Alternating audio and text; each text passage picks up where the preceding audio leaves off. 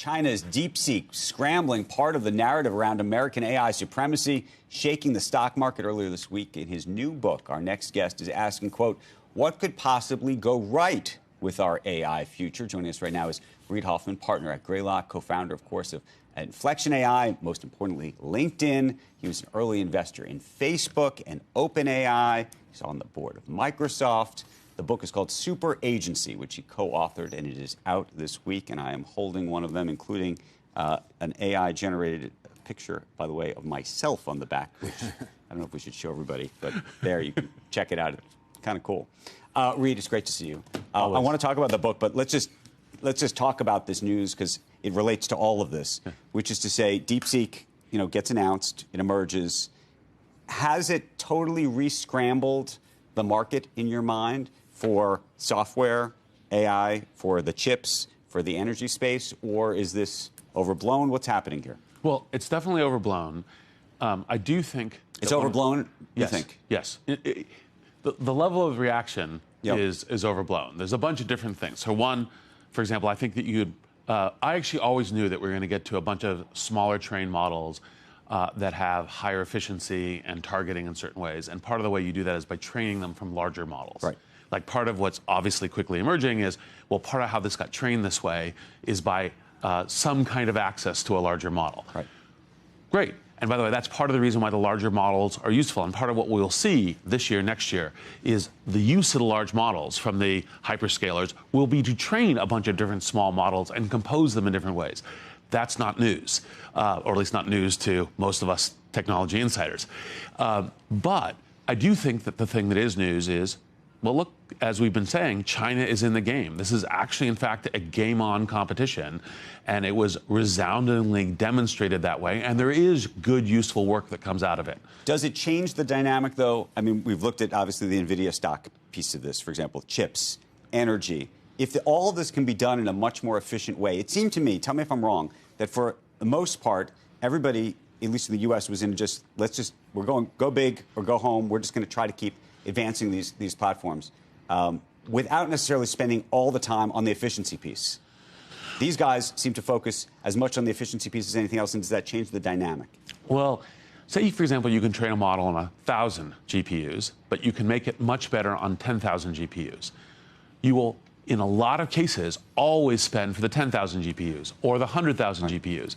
Because if your coding model is even 20% better with that, and you think that there is billions of people who could be using and engaging that around the world, that's actually worth it in that kind of cost. So the fact that you're trying to do efficiency, that's a good thing. All of the American companies will also get to points where they're focusing on efficiency. I think there's things that we can learn from some of the stuff the Chinese are doing, but that doesn't mean you don't want the large models. What do you make of the open versus closed source issue? And the reason I raise it is, you look at an Apple, all of a sudden people say, guess what? Apple has not spent nearly the kind of CapEx that others have, and they're going to ultimately have access to something just as good. You could argue they do with OpenAI today inside the phone, but it's a different story. In Amazon, there are people are looking, saying they're the winners of this because they're not investing the same amount, but they're going to be able to have the same outcome.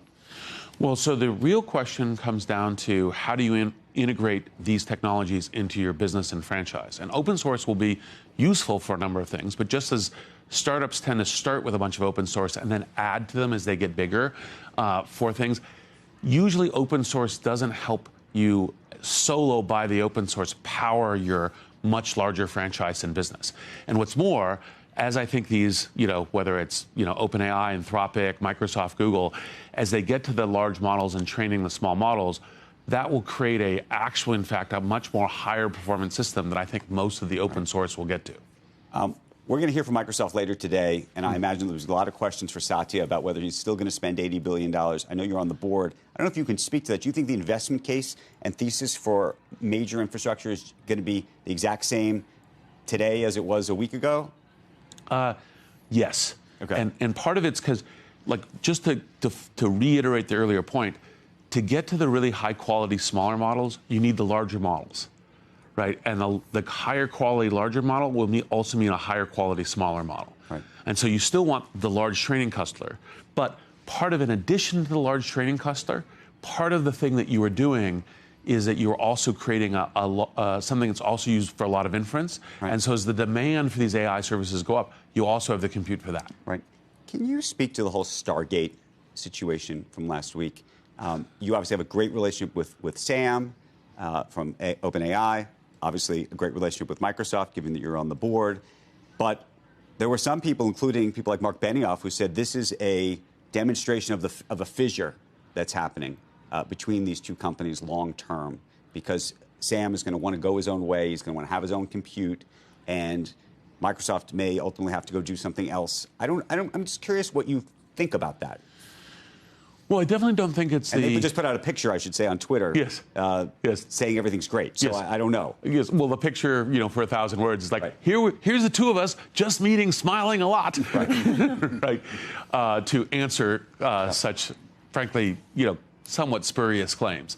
I mean, I think the OpenAI and Microsoft obviously have a very good partnership. They both cooperate and compete. I think that this move that's going with Stargate has been something that's been in months of discussion, and Microsoft has been in the discussion. So it's part of the partnership. Right.